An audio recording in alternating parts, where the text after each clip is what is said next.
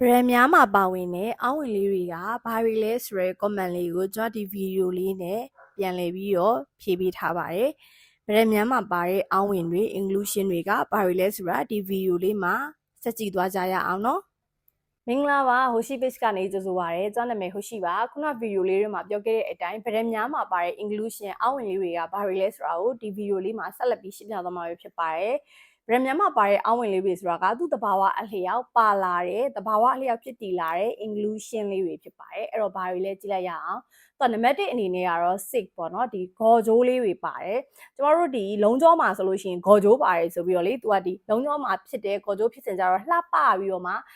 6ဂျိုးလှလှပပလေးထွက်သွားတာ star ruby လို့လည်းခေါ်တယ်အဲ့လိုမျိုးဂေါ်ဂျိုးပါတယ်ဒါပေမဲ့ကျမတို့ဒီ ruby တာပလာခွက်မှာကြတော့ဂေါ်ပါတယ်ဆိုရင်သူကဂေါ်ပိတ်တယ်ဂေါ်ဖြန်းတယ်ဂေါ်ကအနှောက်အယှက်ဖြစ်တယ်ဆိုပြီးတော့ပြောကြတယ်အဲ့ဒါ sick inclusion เนาะဒီပုံမှန်အဖြစ် microscope နဲ့ကြည့်မယ်ဆိုလို့ရှိရင်တော့ကျွန်တော်တို့ဒီပင်ကူအမြင်လေးတွေပင်ကူအမြင်လေးတွေ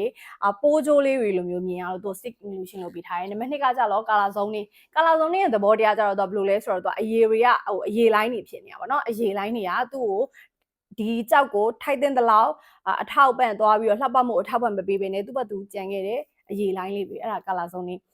နံပါတ်3အနေနဲ့ကြတော့ mineral crystal တွေ mineral crystal တွေဆိုတာကဘယ်လိုမျိုးလဲဆိုလို့ရှိရင်ကျွန်တော်တို့ ruby တပွင့်ကိုကြည့်လိုက်မယ်အမဲဆက်တွေတွေ့ရတယ်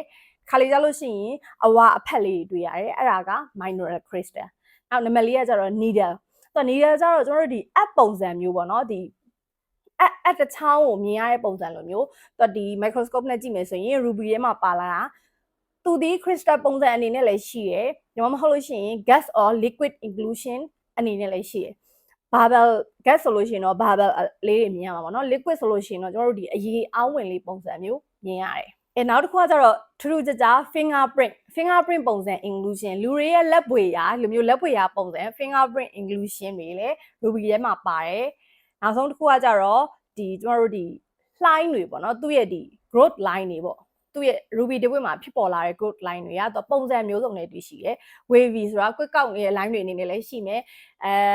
ဒေါင်းပြက်မြင်းတွေအနေနဲ့လည်းရှိမယ်ပုံစံမျိုးစုံနဲ့လာတယ်အဲ့ဒါဒီဗရန်များမှာပါတဲ့ inclusion တွေပါကျမတို့ဒီပေါ့နော်ဈေးကွက်ထဲမှာခေါ်တာကြတော့များသောအားဖြင့်ဆိုလို့ရှိရင်ဘာတွေခေါ်လဲဆိုရင်